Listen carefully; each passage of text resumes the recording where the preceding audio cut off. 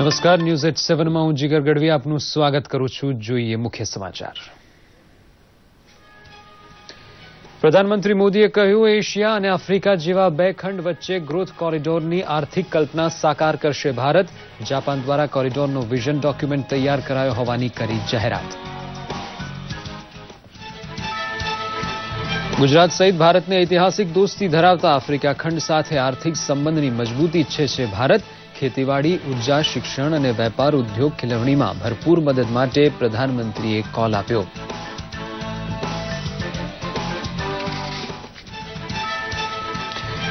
African development બેંકની વાર્ષિક બેઠકમાં હાજર 81 દેશના 3000 પ્રતિનિધિનું યજમાન તરીકે સ્વાગત કરે છે મુખ્યમંત્રી. મોમ્બાસા અને ઝાંઝીબારની ખેપ મારતા ગુજરાત દરિયાખેડૂનો ઇતિહાસ અતિથિઓને યાદ કરાવે છે ગુજરાત.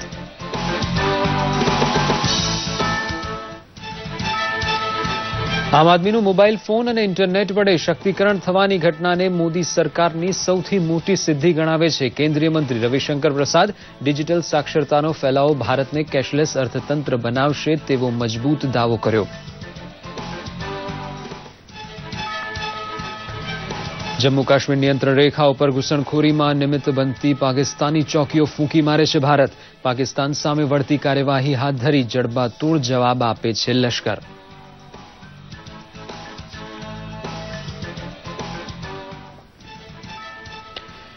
બૌદ્ધ મઠના અતિ પ્રાચીન અવશેષ ધરાવતા ઉત્ખનન સ્થળની મુલાકાત માટે વડનગર પહોંચ્યા જાપાનના રાજદૂત. જાપાન અને ભારત વચ્ચે બૌદ્ધ ધર્મને લીધે ઐતિહાસિક સંબંધ હોવાના અવશેષનું મૂલ્યાંકન કરે છે જાપાન.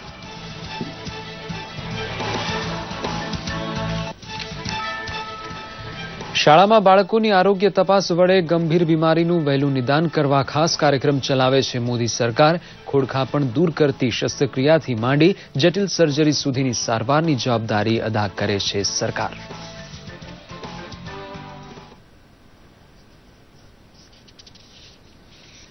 હવે જોઈએ સમાચાર વિગતવાર. પ્રધાનમંત્રી મોદીએ એશિયા આફ્રિકા ગ્રોથ કોરિડોરની રચના વડે આફ્રિકા ખંડના તમામ દેશના ઉત્તમ વિકાસનો કોલ આપ્યો છે. જાપાન અને સંયુક્ત રાષ્ટ્ર સંઘનો સહકાર લઈ આ દિશામાં આગળ વધવાનું ભારતે નક્કી કર્યું છે. ગાંધીનગર ખાતે આફ્રિકન ડેવલપમેન્ટ બેંકની 52મી વાર્ષિક બેઠકને ખુલ્લી મૂકતા પ્રધાનમંત્રીએ આમ જણાવ્યું હતું. ઝાંઝીબાર અને મોમ્બાસા પહોંચેલા ગુજરાતી દરિયાખેડૂનો ઇતિહાસ અહીં જીવંત થયો હતો. મહાત્મા મંદિર ફરી એક વખત વૈશ્વિક અવસરનું સાક્ષી બન્યું. પ્રસંગ હતો આફ્રિકી વિકાસ બેંકની 52મી વાર્ષિક બેઠકના ઉદ્ઘાટનનો. એશિયાની ધરતી પર સૌપ્રથમ વખત યોજાઈ રહેલી આ બેઠકની યજમાની કરવાનું સૌભાગ્ય ગુજરાતને પ્રાપ્ત થયું.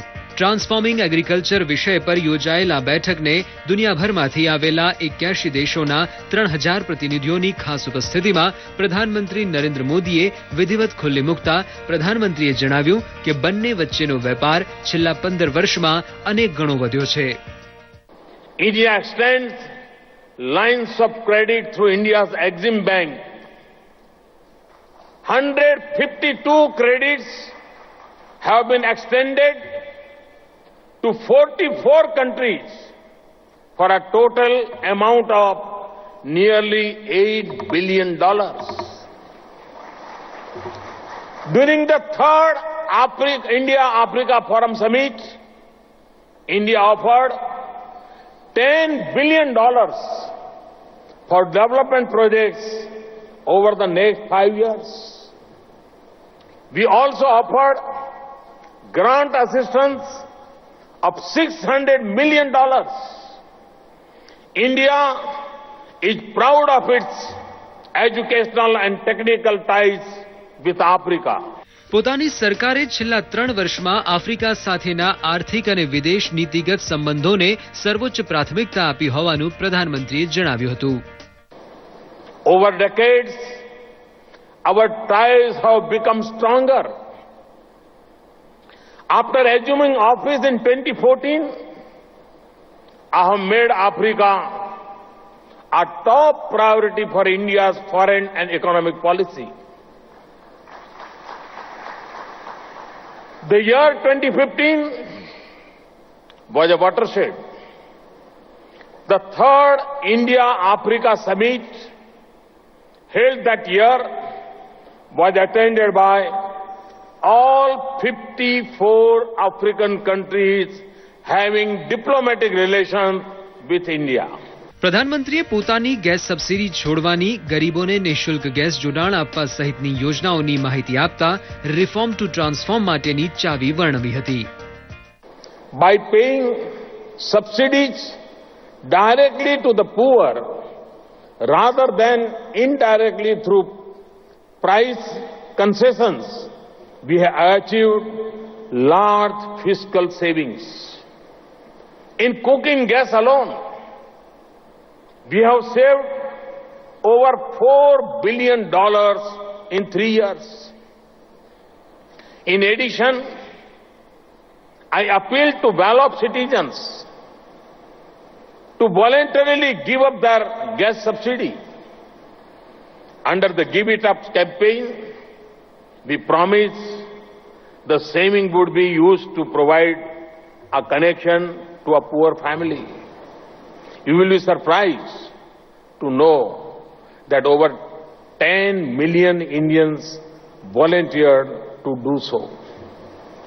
Thanks to the savings, we have launched a program to provide gas connection to 50 million poor families. It is an example of what I call reform to transform, a concentrated set of actions which transforms lives. Africa સાથે સદીઓથી ભારતનો ગાઢ નાતો હોવાનું જણાવી આફ્રિકાની આઝાદી ચળવળમાં મહાત્મા ગાંધી સહિતના ભારતીયોના યોગદાનને પણ પીએમ મોદીએ યાદ કર્યું. Mahatma Gandhi, another Gujarati, perfected his tools of non-violence struggle in South Africa. Several leaders of Indian origin supported strongly and fought alongside the leaders of Africa's struggles for independence, including Mr. Nyerere, Mr. Kenyatta and Nelson Mandela. બેઠકને સંબોધતા નાણામંત્રી અને African development bank of ઇન્ડિયાના governor Arun જેટલીએ જણાવ્યું કે 21મી સદી એશિયા અને આફ્રિકાની છે. Throughout this challenging time, India has remained a bright spot amongst the major economies. As per the IMF's assessment in January 2017, India is expected to grow at 7.2% and 7.7% in 2017 and 18 respectively. Africa has been doing well recently on the economic frontier. I stand here with the conviction that the 21st century will not only be Asia's century alone, it will belong equally to both Asia and Africa. African development બેંકના પ્રમુખ doctor Akil વુમી એડિસિનાએ ગુજરાતની પ્રગતિનો ઉલ્લેખ કરી જણાવ્યું કે આફ્રિકી દેશો પણ ગુજરાતની જેમ સૌર ઉર્જા સહિતના ક્ષેત્રે ઝડપથી પ્રગતિ કરી રહ્યા છે. The success of Gujarat is simply incredible. It has universal access to electricity, no power outages. Rural areas have 24 hours power every single day, 7 days a week. 90% of the world's rough diamonds are caught and polished right here in the state of Gujarat. That's industrialization. Its economy is diversified with vibrant service sectors. Its agriculture is prosperous. It creates jobs, and in fact, the state of Gujarat has an unemployment rate of less than 1%.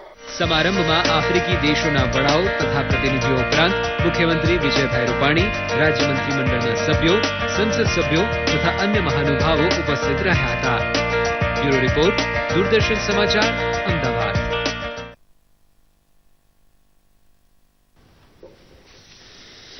ભારતીય સૈન્યે નૌશેરામાં પાકિસ્તાની ચોકીઓ વિરુદ્ધ કાર્યવાહી કરતા પાકિસ્તાનની અનેક ચોકીઓને તબાહ કરી દીધી છે.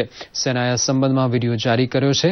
પાકિસ્તાની ચોકીઓ ઘૂસણખોરોને મદદ કરી રહી હતી. તેના જવાબમાં ભારતીય સૈન્યએ આ કામગીરી કરી છે. સેનાના પ્રવક્તા મેજર જનરલ અશોક નરુલ્લાએ જણાવ્યું હતું કે પાકિસ્તાનની જમીન પરથી ભારતમાં થતી ઘૂસણખોરીને અંકુશમાં લેવાની જરૂરત છે. Peace and tranquility in the state of Jammu and Kashmir. For this purpose, it is essential that the infiltrations along line of control are controlled, which is essential to bring down the number of terrorists in Jammu and Kashmir, so that youth of Jammu and Kashmir are not adversely influenced by terrorists from across. A recent action by our troops in Naushera sector has caused some damage to Pak army posts which are supporting infiltrations. This is part of our overall strategy to counter terrorism. Digital India ઝુંબેશ હેઠળ 82 લાખ નાગરિકોને digital સાક્ષરતા બક્ષવામાં સફળતા મળી હોવાનો દાવો information technology મંત્રી રવિશંકર પ્રસાદે કર્યો છે. પોતાના મંત્રાલયે છેલ્લા 3 વર્ષમાં હાંસલ કરેલી સિદ્ધિઓનું સરવૈયું મીડિયા સમક્ષ રજૂ કરતા શ્રી પ્રસાદે કહ્યું હતું કે આમ આદમીના શક્તિકરણમાં મોબાઈલ ફોન સહિતના આઈટી ઉપકરણોએ જબરદસ્ત યોગદાન આપ્યું છે. ઇલેક્ટ્રોનિક ક્ષેત્રમાં 43,000 કરોડ રૂપિયાનું નવું મૂડીરોકાણ આવ્યું હોવાનો દાવો રજૂ કરતા તેમણે ઉમેર્યું હતું કે મોબાઈલ ફોન માટે 72 અને બેટરી તથા ચાર્જર માટે 30 કારખાના ભારતમાં ધમધમતા થયા છે. વિકાસ પ્રક્રિયાને ગતિ આપવામાં ડિજિટલ ઇન્ડિયા કાર્યક્રમ અત્યંત ઉપયોગી સાબિત થયો હોવાનો દાવો પણ તેમણે કર્યો હતો. इमीडिएट पेमेंट 52%, आधार इनेबल पेमेंट 390%. तो डिजिटल पेमेंट के सारे मानक आगे बढ़ रहे हैं. અટલ સ્નેહ યોજના અને રાષ્ટ્રીય બાલ સ્વાસ્થ્ય કાર્યક્રમ હેઠળ કેન્દ્ર સરકાર દેશના 1 થી 18 વર્ષના બાળકોના આરોગ્યની ચિંતા કરે છે તો પ્રધાનમંત્રી નરેન્દ્ર મોદીનું ગૃહ રાજ્ય ગુજરાત એમાં કેમ પાછળ રહે. ગુજરાત સરકાર પણ શાળા આરોગ્ય ચકાસણી કાર્યક્રમ હેઠળ બાળ સ્વાસ્થ્ય ક્ષેત્રે પ્રશંસનીય કામગીરી કરી રહી છે.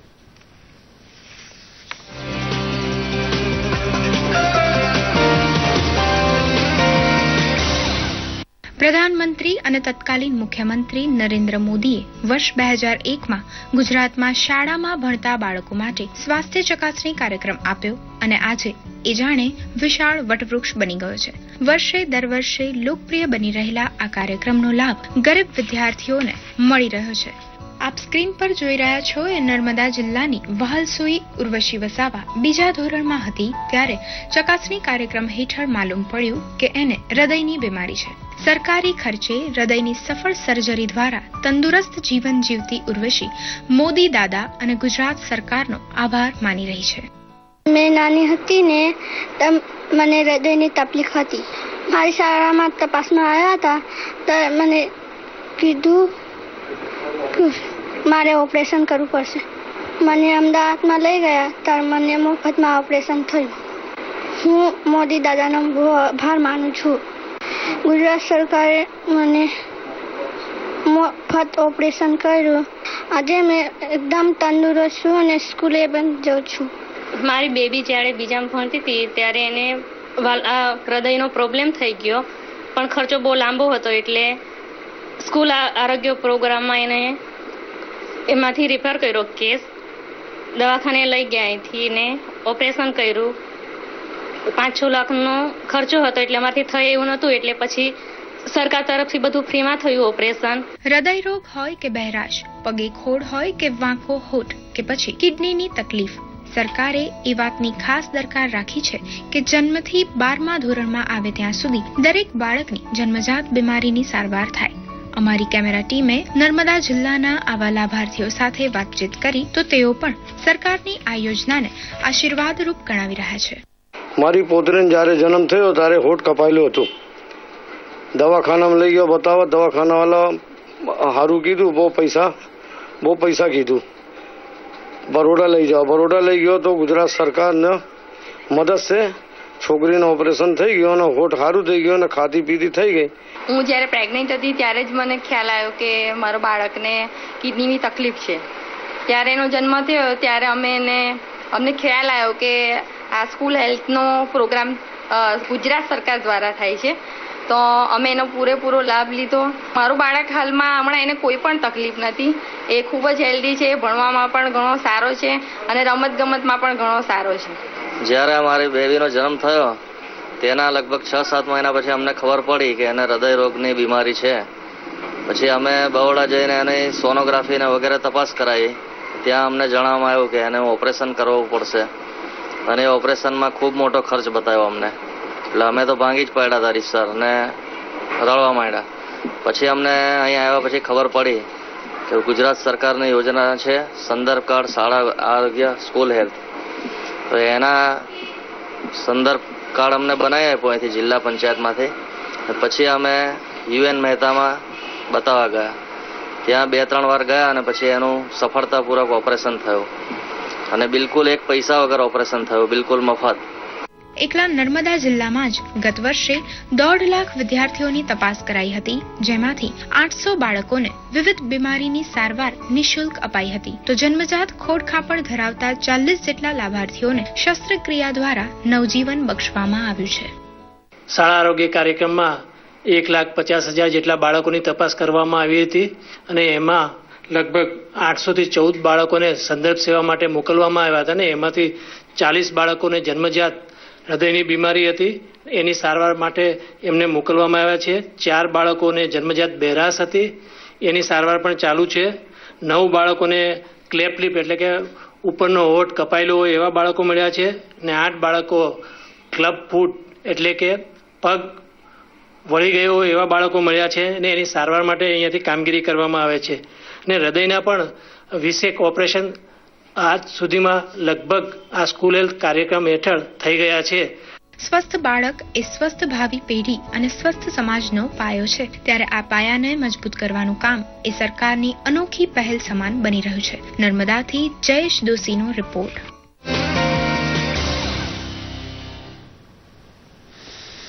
ગુજરાત ઉચ્ચતર માધ્યમિક શિક્ષણ બોર્ડમાં વિજ્ઞાન પ્રવાહમાં અભ્યાસ કરતા ધોરણ 12ના વિદ્યાર્થીઓને ડિગ્રી એન્જિનિયરિંગ, ડિગ્રી ડિપ્લોમા તથા ફાર્મસી વગેરેમાં પ્રવેશ મેળવવા માટે યોજાયેલ ગુજસેટ 2017 પરીક્ષાનું પરિણામ આજે વેબસાઇટ પર જાહેર કરવામાં આવ્યું હતું, જેમાં 99%થી વધુ માર્ક્સ મેળવનાર એ ગ્રુપમાં 665 અને બી ગ્રુપમાં 662 વિદ્યાર્થીઓ હતા. આજે શાળા પરથી ગુજસેટની માર્કશીટ વિદ્યાર્થીઓને આપી દેવામાં આવી હતી અને મુખ્યમંત્રી વિજયભાઈ રૂપાણીનો પ્રેરણાદાયી પત્ર પણ વિદ્યાર્થીઓને અપાયો હતો. પરિણામ અંગે વિદ્યાર્થીઓને પૂછતા તેઓએ મિશ્ર પ્રતિભાવ આપ્યા હતા અને આગળ આઈટી તથા એન્જિનિયરિંગ તરફ જવાનું વલણ વિદ્યાર્થીઓમાં જોવા મળ્યું હતું. परसेंटेज आया था, गुजकेट में 40 आया. तो गुजकेट में थोड़ा ओछा है ने હવે आईटी में एडमिशन લેવાની છે. 12 સાયન્સમાં ટોટલ થઈને 81% આવ્યા અને ગુજકેટમાં 65 આવ્યા. એ થોડા ગુજકેટમાં થોડા ઓછા આવ્યા. મેથ્સમાં થોડું સારું નહોતું રહ્યું પેપર, એટલે એના કારણે થોડું ઓછું થઈ ગયું. બાકી પેલા 4 સેમના થોડું સારું રહ્યું હતું. કૃષિમંત્રી વલ્લભભાઈ વઘાસિયાની ઉપસ્થિતિમાં સુરેન્દ્રનગરના સીરફાર્મ ખાતે કૃષિ મેળો યોજાઈ ગયો. કૃષિ મેળામાં ખેડૂતોએ ઉત્સાહભેર ભાગ લીધો હતો. કૃષિ મેળામાં ઓર્ગેનિક ખેતી, ટપક સિંચાઈ, કેન્દ્ર અને રાજ્ય તરફથી ખેડૂતોને મળી રહેલા સબસિડીના લાભ સહિતના મુદ્દે ખેડૂતોને માર્ગદર્શન પૂરું પાડવામાં આવ્યું હતું. પ્રદેશના પ્રગતિશીલ ખેડૂતોને ચેક, એવોર્ડ અને સન્માનપત્ર પણ એનાયત થયા હતા. કૃષિ વિજ્ઞાનીઓ અને સરકારના અધિકારીઓ દ્વારા ખેડૂતોને માર્ગદર્શન પૂરું પાડવામાં આવ્યું હતું. કૃષિ મેળામાં આયોજિત કૃષિ પ્રદર્શનને નિહાળવા અન્ય રાજ્યોના ખેડૂતો પણ પહોંચ્યા હતા. કૃષિમંત્રી ઉપરાંત મંત્રી આત્મારામભાઈ પરમાર સહિતના આગેવાનો પણ કૃષિ મેળામાં ઉપસ્થિત રહ્યા હતા.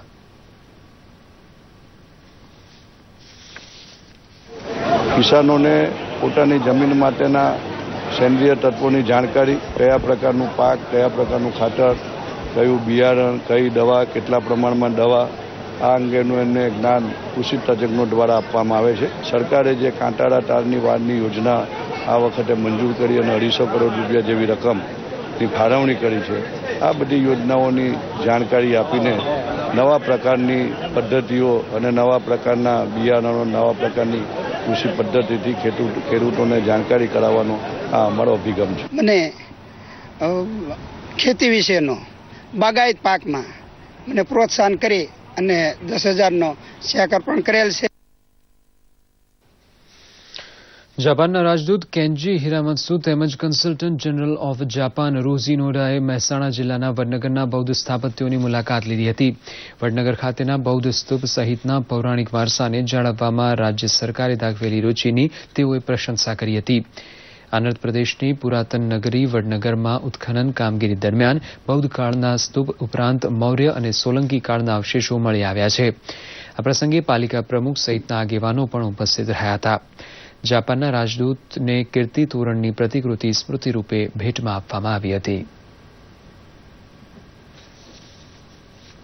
જ્યારે પધાર્યા હોય ત્યારે આપણે એમનો સત્કાર કરવો જોઈએ. એટલે વડનગર નગરપાલિકા વતી નગરપાલિકાના અધ્યક્ષ બેન સોનિયાબેને એમને આપણું કીર્તિ તોરણનું સ્મૃતિચિહ્ન એમને અર્પણ કર્યું અને એ જોઈને પણ ખૂબ જ પ્રભાવિત થયા, પણ સમયનો અભાવ હોય એઓ આ 2 સ્થળોની મુલાકાત લઈ પ્રભાવિત થઈ વડનગરથી તેઓ અમદાવાદ તરફ અન્ય સ્થળે રવાના થયા. મોરબી જિલ્લાના ટંકારા તાલુકાના ટોળ ગામના મહિલા રૂકૈયાબેનની આર્થિક સશક્તિકરણની ગાથા પ્રસ્તુત છે. વિશેષ સન્માનિત રૂકૈયાબેને મહિલા હોવા છતાં પ્રગતિની કૂચ જાળવી રાખી છે. પ્રસ્તુત છે એક રિપોર્ટ. મહત્વનું સ્થાન ધરાવે છે. મહિલાઓ પણ સહકારી ક્ષેત્રમાં વિવિધલક્ષી સહકારી મંડળીઓના સંચાલનની વ્યવસ્થા સંભાળવા આગળ આવી છે. રૂકૈયાબેનની જેમ અન્ય મહિલાઓને પણ સહકારી પ્રવૃત્તિમાં આગળ આવવાની ઉજળી તક છે. રૂકૈયાબેન પહેલા રાજકોટ જિલ્લામાં મહિલા મંત્રી છે, સહકારી મંત્રી. તેમને બહુ સારી કામગીરી કરેલ છે, તે બદલ તેમને એવોર્ડ પણ મળેલ છે. ગામમાં પાણીની બહુ તકલીફ હોવા છતાં ખેડૂતો સારું ઉત્પાદન લઈ રહ્યા છે અને મંડળી તરફથી સહકાર મેળવી રહ્યા છે. હું ટોળ ગામના દેવાભાઈ મેપાભાઈ ભરવાડ, હાલ મારા વિશેષ સરપંચ છે. સૂકી ખેતી તેમજ પશુપાલન ઉપર નિર્ભર છે. ધીરે ધીરે મહિલા સશક્તિકરણને લીધે મહિલાઓમાં જાગૃતિ આવી રહી છે. આ ગામમાં દૂધ મંડળી અને સહકારી મંડળી ગામના વિકાસમાં ફાળો આપી રહી છે. દર વર્ષે અમે 5%થી બોનસ આપીએ છીએ અને બીજી પણ અમારી મંડળી એક સેવા આપે છે કે દર વર્ષે ગ્રાહકોને બચત કરાવવા માટેની જે આપણી મહિલા બચત યોજના એમાંથી આપણે અપનાવેલી છે. દરેક ગ્રાહકના 10% બચત ફંડ તરીકે ઉભું રાખી અને એ પણ દર 6 મહિને આપણે બોનસ તરીકે એમને આપી દેતા હોઈએ છીએ. ટોળ ગામ તાજેતરની ચૂંટણીમાં સમરસ બન્યું હતું. ગામના લોકો સંપ જાળવીને નાની મોટી સમસ્યાઓનો ઉકેલ ચર્ચા દ્વારા લાવીને કોમી એકતાનું ઉદાહરણ પૂરું પાડે છે. મોરબીથી મહેન્દ્રસિંહ જાડેજાનો રિપોર્ટ, દૂરદર્શન સમાચાર, અમદાવાદ. ડાંગ જિલ્લો કુદરતી સંપદાથી અહીં સરળતાથી ઉપલબ્ધ થતા લાકડાનો બળતણ તરીકે મોટાપાયે ઉપયોગ કરે છે. લાકડાના ધુમાડાના કારણે આંખના રોગો, શ્વાસ અને અસ્થમાની બીમારી થાય છે, જેના પગલે સરકાર દ્વારા ડાંગ જિલ્લાને ધુમાડા રહિત જિલ્લો જાહેર કર્યો છે. તેમજ વન વિભાગ દ્વારા મિશન સ્મોકલેસ ડાંગ હેઠળ વિનામૂલ્યે એલપીજી ગેસ કનેક્શનનો લાભ ડાંગ જિલ્લાના પરિવારજનોને આપવામાં આવ્યો છે. પર્યાવરણને થતું નુકસાન તેમજ વન સંપદાને બચાવવાના ઉદ્દેશ સાથે ડાંગ બીપીએલ તેમજ એપીએલ કુટુંબોના 7,489 લાભાર્થીઓને ગેસ કનેક્શન આપવામાં આવ્યા છે. ડાંગના ગોંડલવિહીર ગામ ખાતે પંચાયત પ્રમુખ બાબુભાઈ ચોરિયાની ઉપસ્થિતિમાં 40 લાભાર્થીઓને એલપીજી કનેક્શન આપવામાં આવ્યા હતા. મુખ્યમંત્રી 26 તારીખે પધારવાના છે, ત્યારે 100 લાભાર્થીને પાછો લાભ મળશે અને કુલ 7,487 આ જિલ્લામાં લાભાર્થીઓને લાભ આપવામાં આવ્યો છે. આપવામાં આવેલા છે તેમાં અમને પણ મળ્યો છે. પહેલા અમે લાકડાથી રસોઈ બનાવતા હતા અને હવે એલપીજી ગેસ મળવાથી અમને સરળતા રહે કે રસોઈ બનાવવામાં. એટલે હું એનો આભાર માનું છું કે આ ગેસ દ્વારા અમારી જે મુશ્કેલી હતી એ દૂર કરવામાં આવી. અને હવે જોઈએ કેટલાક મહત્વના રાષ્ટ્રીય સમાચારો સંક્ષિપ્તમાં.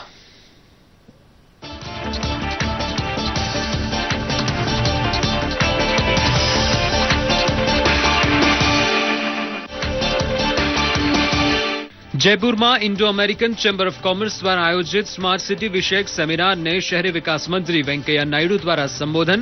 નાયડુએ કહ્યું કે સ્માર્ટ સિટીના આયોજનને સાકાર કરવા લોકભાગીદારી જ મહત્વની. અમૃત મિશન હેઠળ રાજસ્થાનના 29 શહેરોને પાણી પુરવઠા માટે રૂપિયા 3,224 કરોડની મંજૂરી. રાજસ્થાનમાં અર્બન મિશનની સમીક્ષા બેઠકમાં શહેરી વિકાસ મંત્રી વેંકૈયા નાયડુની જાહેરાત. કેન્દ્રીય વિજ્ઞાન અને ટેકનોલોજી મંત્રી હર્ષવર્ધને જણાવ્યું કે તેમના મંત્રાલય અને માનવ સંસાધન વિકાસ મંત્રાલયના સહયોગથી 1 લાખ વિજ્ઞાનીઓને અપાશે તાલીમ. 2022 સુધીમાં ન્યૂ ઇન્ડિયા ઉભું કરવાની નેમ. સ્ટેનલેસ સ્ટીલ ઉત્પાદનને મોરચે ભારતે વિશ્વમાં બીજા ક્રમનો દરજ્જો મેળવી લીધો. કેન્દ્રીય પોલાદ મંત્રી વિરેન્દ્રસિંહ દ્વારા ઘોષણા. તેલંગાણામાં ભાજપ અધ્યક્ષ અમિત શાહ દ્વારા પક્ષના કાર્યકરોને સંબોધન. મોદી સરકારની સિદ્ધિઓને સમાજના તમામ વર્ગ સુધી પહોંચાડવા પક્ષના પદાધિકારીઓને અનુરોધ. 95 દિવસના દેશભરના પ્રવાસના ભાગરૂપે અમિત શાહ તેલંગાણામાં. ईडी द्वारा लालू प्रसादના પુત્રી મિસા ભારતીના સીએ રાજેશ અગ્રવાલની ધરપકડ. મની લોન્ડરિંગ કેસમાં તપાસ આગળ વધી. નાણામંત્રી અરુણ જેટલી દ્વારા દિલ્હીના મુખ્યમંત્રી અરવિંદ કેજરીવાલ વિરુદ્ધ ₹10 કરોડનો બદનક્ષીનો નવો દાવો દાખલ. દિલ્હી હાઈકોર્ટ દ્વારા કેજરીવાલને નોટિસ.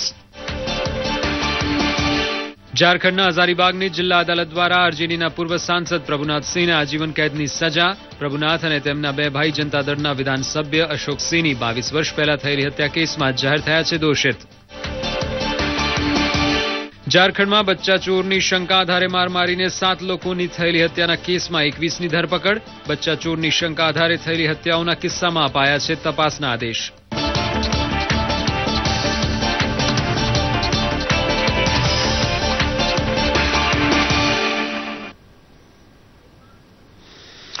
સાથે જ આ સમાચાર બુલેટિન અહીં સમાપ્ત થાય છે. નમસ્કાર.